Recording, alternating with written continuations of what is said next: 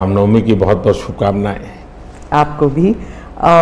मेरा पहला सवाल होगा ये कि आपने कई भाषणों में कहा है कि 2024 आपका लक्ष्य नहीं है, 2047 है। तो 2047 तक क्या कुछ होने वाला है और क्या ये चुनाव महज एक फॉर्मेलिटी है? मैं समझता हूं कि 2047 को और 2024 दोनों को मिक्सअप नहीं करना चाहिए, दो अलग चीज़ें हैं। जब देश आज़ादी के 75 साल अमृत महोत्सव मना रहा था, उसी समय मैंने ये विषय सबके सामने रखना शुरू किया था, आज से 1-2 साल पहले। और मैं ये कहता था कि 2047 देश की आज़ादी के 100 साल होंगे। स्वाभाविक रूप से ऐसे जो माइलस्टोन होते हैं वो एक प्रकार से नया उत्साह भरते हैं, नए संकल्प के लिए व्यक्ति को तैयार करते हैं। और उस अर्थ में मेरा मत था कि एक मौका है, 75 साल पर हम खड़े हैं, 100 साल पहुंचने वाले हैं, इस 25 साल का सर्वाधिक उपयोग कैसे करें। हर इंस्टीट्यूशन, हर कोई अपना एक लक्ष्य बनाए कि मैं अपना गांव का प्रधान हूं, 2047 तक मेरे गांव में इतना तो मैं करूंगा। आरबीआई को मैं कार्यक्रम में भी गया, 90 साल का उनका कहा। तो मैंने कहा कि 10 साल बहुत महत्वपूर्ण है, आपके 100 साल होंगे, इस पर अभी से सोचिए।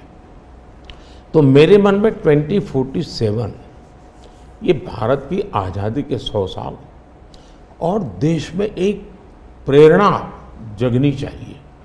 और आज़ादी के 100 साल अपने आप एक बहुत इंस्पिरेशन है, किसी व्यक्ति की जरूरत नहीं है। तो एक पार्ट तो वो है, दूसरा है 2024। 2024 ये चुनाव का हमारा जो क्रम है 5 साल का, उसके हिसाब से वो आया हुआ क्रम है। और मैं मानता हूँ कि चुनाव ऑल टुगेदर डिफरेंट थिंग है। एक तरफ इस चुनाव में आप देखते हैं, लोकतंत्र में चुनाव को हमने लाइट नहीं लेना चाहिए। ये एक बहुत बड़ा महापर्व है और इसलिए मेरा तो मत है कि उत्सव के रूप में मनाना चाहिए। उससे जैसे स्पोर्ट्स, उसका जब फेस्टिवल होता है, स्पोर्ट्स के इवेंट होते हैं, वो स्पोर्ट्समैन स्पिरिट को पैदा करते हैं, प्रतिस्पर्धा भी। जब खेल का मैदान होता है तो देखने वाले, खेलने वाले, स्पोर्ट्समैन स्पिरिट का एक एनवायरनमेंट क्रिएट होता है जो हमारे संस्कार बन जाते हैं। चुनाव का ये माहौल अगर हम उत्सव में पलट दें, लोकोत्सव बना दें, तो हमारी रगों में, डेमोक्रेसी आने वाली पीढ़ियों के रगों में वो संस्कार बन जाती है। और लोकतंत्र के लिए बहुत आवश्यक है कि लोकतंत्र ये सिर्फ संविधान की सीमाओं में नहीं बंधना चाहिए, हमारी रगों में होना चाहिए, हमारे संस्कार में होना चाहिए। और उस अर्थ में मैं 2024 को देखता हूँ।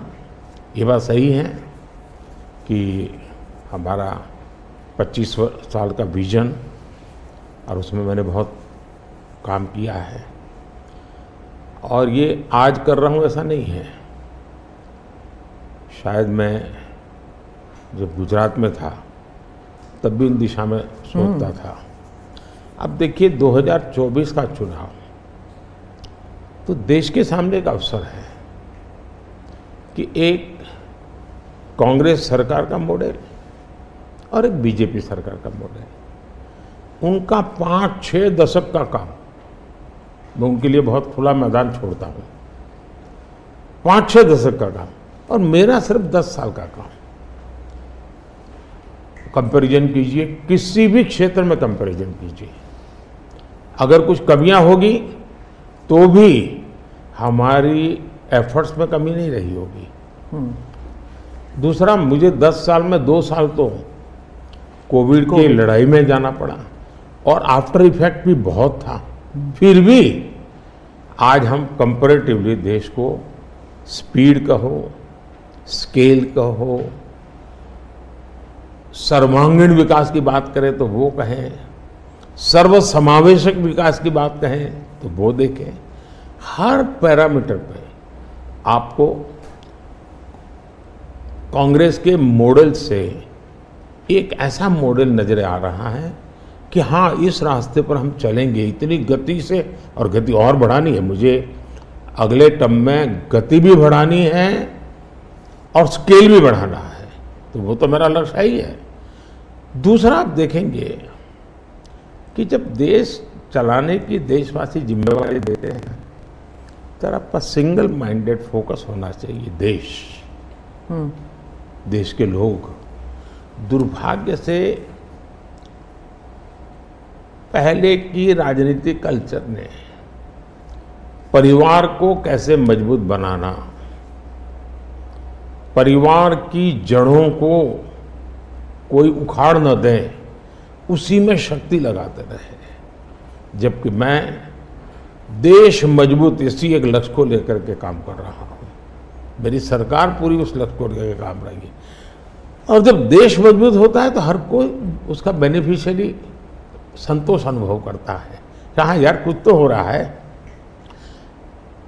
मेहनत तो कर रहा है, ईमानदारी से कर रहा है, इन चीज़ों का इम्पैक्ट होता है। तो 2024 ये चुनाव है और चुनाव का मैदान है, तो हम एक अपने ट्रैक रिकॉर्ड को लेकर के गए हैं और वे अपने ट्रैक रिकॉर्ड को लेकर के आए हैं। अब प्रधानमंत्री